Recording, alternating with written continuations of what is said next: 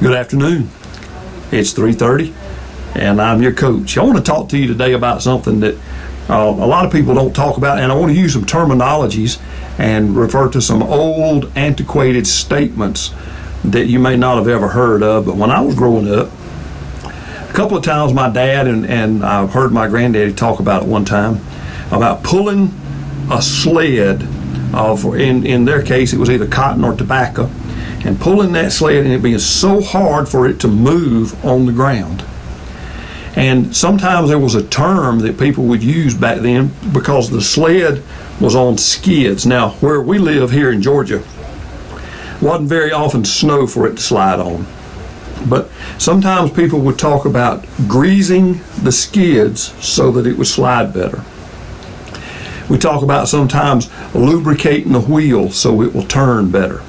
And we talk about different things like that. I got this really cool tool right here that we put under our bookshelves. Sometimes I've got them under the bookcases that I have in my office, and we've got them under tables in the back that we move from side to side and move around for different classes and courses and coaching events that we have.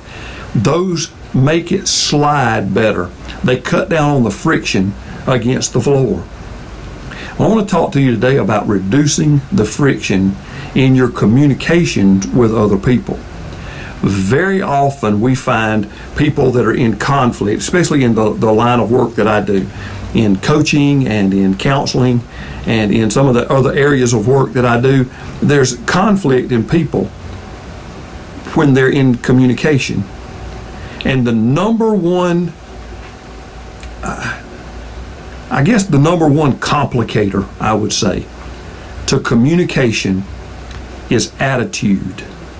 I had a lady in one of my classes about a year and a half ago, and she just really had a bad attitude about everything. And I cautioned her during the class very gently, and she said, "What's wrong with me?" And I said, it's not that there's something wrong with you. It's just your attitude. Attitude? I ain't got no attitude. What do you mean attitude? Well, now, that's what I mean. The rest of the class, by the way, laughed at her. And all of a sudden she realized, wait a minute, I shouldn't be doing this way.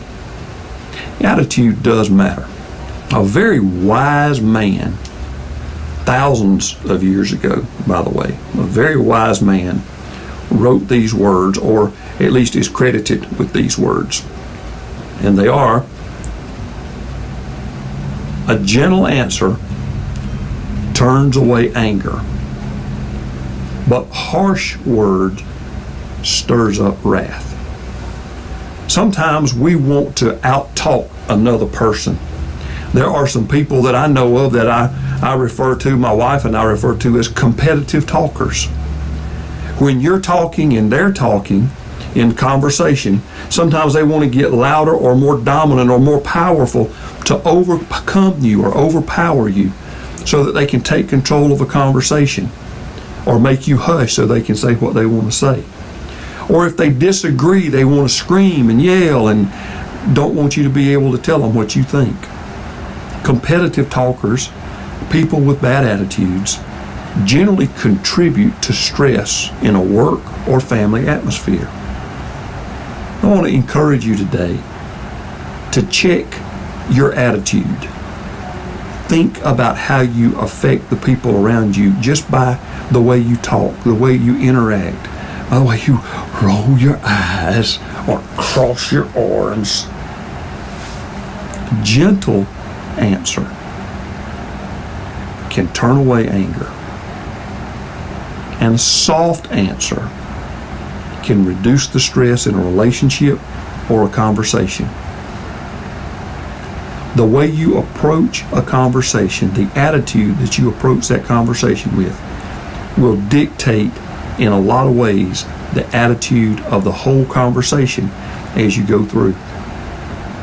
Some of the best salespeople that I know enter conversations with an energy level that's just a little bit above the people they're talking to. But I didn't say volume level, I said energy level. And some of the best salespeople can sell you on what they're doing and tell you about what they're doing with a gentle voice, but a lot of energy. in your relationships, be careful with your attitude. Be careful with the way you communicate. Be careful with what comes across to that other person. It's important sometimes to raise your voice loud enough to be heard, but the attitude with which you raise that voice and the attitude with which you communicate can add wrath, and you should read that as danger to a communication or a relationship. Soft answer, listen for a minute, and respond. I had a policeman pull me over one time. I was going faster than the speed limit, and it was in a small rural town, and I just didn't see a speed limit sign, did not realize that it was that low. And I was going about 10 miles an hour over the speed limit in this little town in the middle. The policeman pulled me over, and he walked up to the car. I could tell that he was ready for some argument. And I said, "Yes, sir." And he said, "You know you were speeding?" I said, "No, sir, I didn't, but I'm sorry." He said, "Well, you came through a little bit fast back there and it was dangerous." I said, I'm sorry, I didn't realize it." And he told me what the speed limit was, told me how fast I was going. And I said, "Well, I apologize, sir." He said, "Look, I don't give warning tickets." I said, "That's all right, sir. I was speeding. It's fine." He said, "Now, just so you know, I do not give warning tickets." I said, "Yes, sir. I'm not asking for one. I was speeding, and that's all right." He said, "Mr. Clyde, slow down when you come through my town." I said, "Yes, sir." He turned around, went back, got in his car, and left. No warning ticket, no ticket. But attitude dictated the situation. Now, you may ask, well, what would have happened if he'd given you the ticket? I would have paid the ticket. I'm a grown man. I knew how fast I was going, was not intentionally speeding, was in a hurry that day, probably missed a sign, but I apologized. It was mine. And no use in me giving him a hard time over what I did. It was wrong. There's no use in people getting upset in conversations about things that they can't handle, can't do anything about. Check your attitude. A sweet, gentle, and calm attitude can cut down on a lot of wrath, a lot of anger, and a lot of strife, and a whole lot of blood pressure problems in conversations and relationships. If everybody around you has a bad attitude, check yourself. It's possible you could be the source. Look, smile more, believe more, be confident more, talk a little softer. You can do it. And you know what I'm going to say? I believe in you.